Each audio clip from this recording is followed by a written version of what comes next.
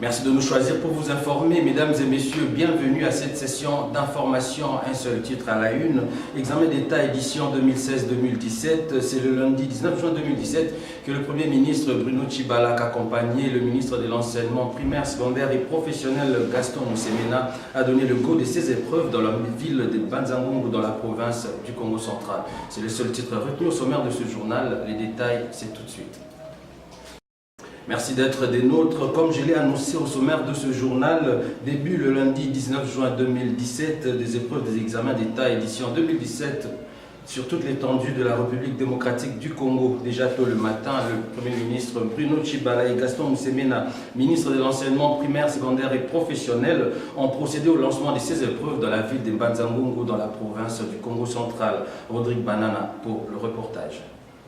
C'est ce lundi 19 juin 2017 que le Premier ministre Bruno Tshibala et le ministre de l'Enseignement primaire, secondaire et professionnel, Gaston Moussemena, ont lancé le début des épreuves des examens d'État à Banzangungu dans la province du Congo central. Savoir que tous les 1844 centres ont ouvert leurs portes pour accueillir 632 710 élèves finalistes qui affrontent les épreuves de la session ordinaire des examens d'État édition 2017. À Kinshasa, le premier jour des examens d'État se déroule dans un climat d'inquiétude dans tous les centres comme l'affirment ces candidats. En fait, j'avais peur premièrement et quand je suis arrivée dans la salle, je remarquais un peu que c'est toujours la même chose, des interrogations, des examens, les mêmes questions qu'on nous posait à l'école, ce sont de mêmes questions aussi qu'on a retrouvées ici pendant notre épreuve d'aujourd'hui. L'examen s'est bien passé malgré qu'il y avait des frousses.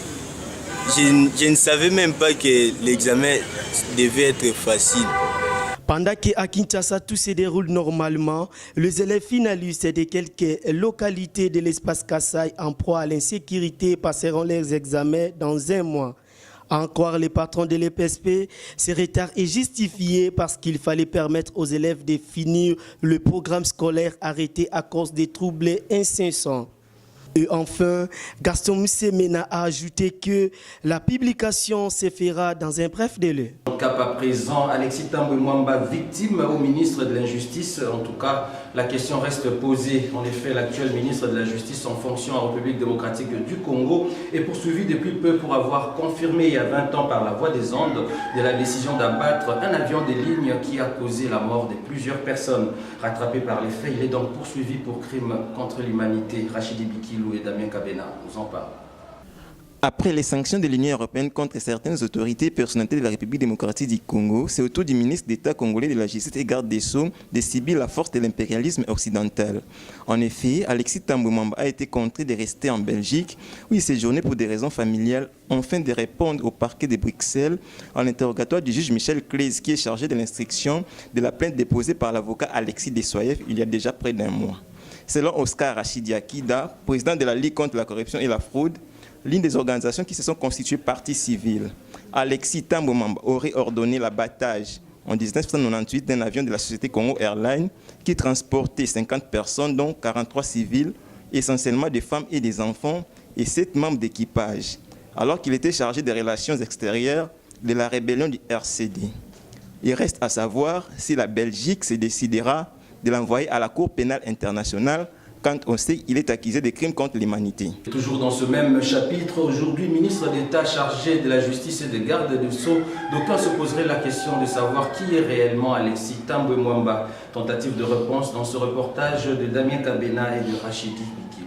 Né le 6 mai 1943 à Longo dans la province du Maniema, Alexis Tambwe Mwamba est un ténor de la politique congolaise. Il a été plusieurs fois ministre dans différents gouvernements. En 1991, il est président de l'Union des démocrates indépendants, UDU en abrégé, plateforme qu'avait créée Léon Kengo-Adondo pour soutenir Mobutu dans le cadre de la conférence nationale souveraine. En 1997, avec l'arrivée de l'AFDEL au pouvoir, il s'exila en Bruxelles pour rejoindre la rébellion du Rassemblement congolais pour la démocratie, RCD, qui débute en août 1998. En 1999, il devient le chargé des relations extérieures du RCD en tant que chef des files visibles des Mobutistes ralliés au RCD.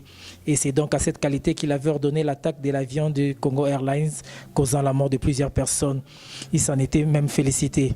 En 2003, après un conflit sans solution avec le président du RCD, il s'allie aux côtés de Jean-Pierre Bemba avec qui il arrive à Kinshasa après les négociations de Sun City.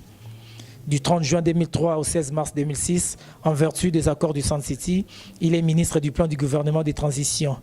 Le 16 mars 2006, il démissionne du gouvernement ainsi que de son parti, les MLC.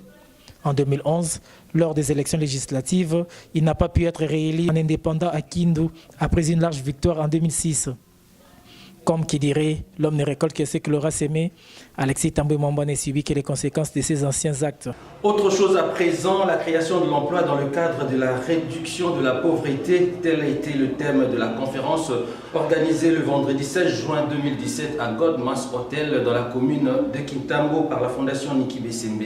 Damien Kabena et Florent Kabwika étaient là pour le compte de Mandal RTV. C'est dans le cadre de leurs activités que la Fondation Niki Bessembe, FNB en sigle, a organisé une conférence débat sous le thème « La création de l'emploi dans le cadre de la réduction de la pauvreté ». C'est vendredi 16 juin 2017 à Goldman House de Kitambo. Prenant la parole, mademoiselle Niki Bessembe, présidente de la fondation qui porte son nom, a commencé par expliquer le pourquoi de la promotion de la paix et de la jeunesse avant de faire l'éloge de la jeunesse qui est pleine de qualités. Ce sont de jeunes entrepreneurs qui ont compris certaines réalités du pays. Parce que l'autoprise en charge commence d'abord par l'indépendance d'esprit. À la fin de la conférence, les participants ont livré leurs impressions. Mes impressions sont positives. Nous avons assisté à cette conférence vraiment nourrissante qui nous a permis de pouvoir comprendre, prendre connaissance de plusieurs associations aussi qui ont répondu présentes à la conférence et comprendre encore un peu plus mieux comment fonctionne la fondation Niki Bessembe. Il s'y est de rappeler que c'est depuis 2014 dans la ville de Goma qu'a été créée la fondation Niki Bessembe dans le souci de conscientiser la jeunesse et de promouvoir la paix. Changement de saison en République démocratique du Congo, fini la saison pluvieuse et place maintenant à la saison sèche, normalement qui court du 15 mai au 15 septembre. Exceptionnellement cette année, elle a commencé en retard, mais les enfants de 0 à 5 ans sont les plus exposés aux maladies dues au froid et à la poussière. Au regard de cette réalité, la rédaction de Mandal RTV s'est donné la peine de vous donner quelques briefings sur le comment protéger ses enfants. Wetokala et Viniaba.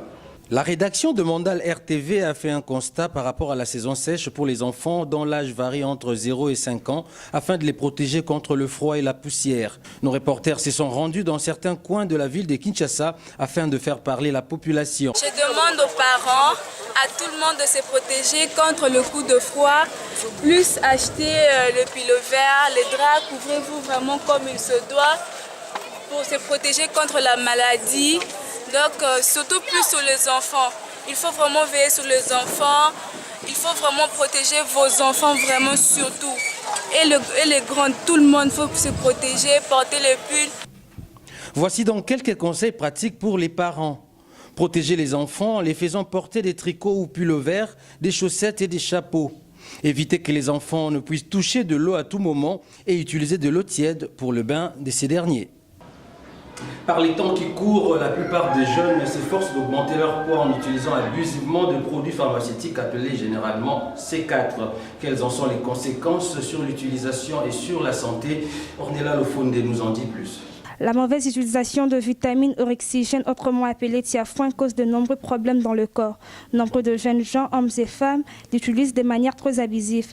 Or, ces médicaments sont prescrits selon l'avis du médecin. Les conséquences sont graves à la longue telles que l'excès des tables, l'augmentation de poids, le sommeil profond, l'obésité. Utilisé à tort et à travers. Dans le sens où, selon la médecine, ces médicaments-là, ce sont des médicaments qui causent simplement l'appétit et qui causent un sommeil pour une dame qui le consomme aux maladies cardiovasculaires. Quelles sont les précautions à prendre? Voici quelques conseils.